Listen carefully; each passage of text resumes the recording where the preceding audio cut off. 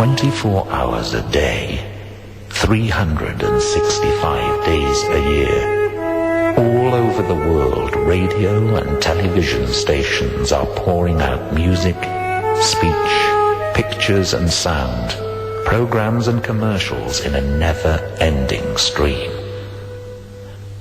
At the same time, all over the world, scientists sit in their laboratories, listening to the music of the cosmos and the chatter of the stars. So far, the sounds they have picked up do not display any intelligence, though there are some as yet unexplained patterns among the babel of space. Perhaps somewhere out there at this very moment, there is an alien scientist receiving signals from Earth and dismissing them as meaningless noise. With a lot of radio programs I have the misfortune to hear, they may not be so far off the mark.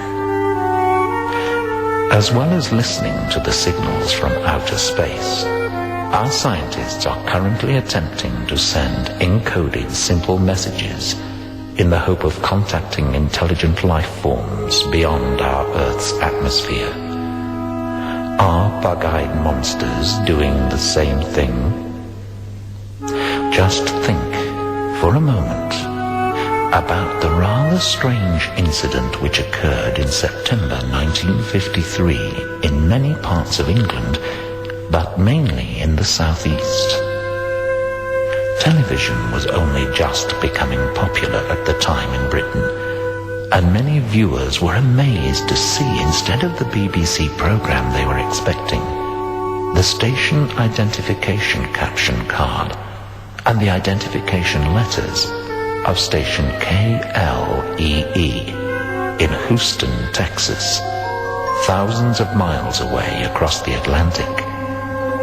This was, to put it mildly, somewhat surprising, since at that time TV signals only had a range of about 150 miles, unless they were boosted electronically. But there was no such boosting station to send the signal across the Atlantic. Indeed, even today, when worldwide broadcasting is commonplace, we need the assistance of orbiting satellites in order to receive broadcasts from Houston. So what was happening in 1953?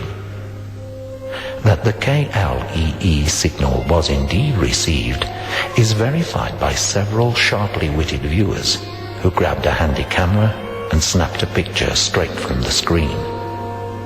Well, the logical answer is that some freak conditions in the ionosphere were causing the signals from the KLEE transmitter to be bounced across the intervening thousands of miles.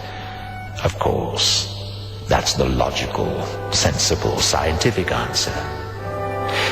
And that was what was believed by all who saw the freak reception. That is, until several people who had seen the Texan identification sign sent off a letter about it with a copy of their photos to the headquarters of KLEE. Even the BBC engineers sent off their own queries and comments. All the accidental viewers were amazed to hear from the broadcasting authorities in the USA that station KLEE had closed down some 3 years previously, and that the KLEE ident card had not been transmitted since the station closed down. So, where had that TV signal been during those 3 years? Had it perhaps been picked up by that starman we imagined earlier, recorded, and then beamed back to Earth as an attempt at communication? If so, it was a failure. But then, we humans have enough problems communicating with each other. Well, do you understand half of what the late-night funster's talking about? Keep watching and listening. There'll be another terrifying tale from the crypt soon, if not sooner.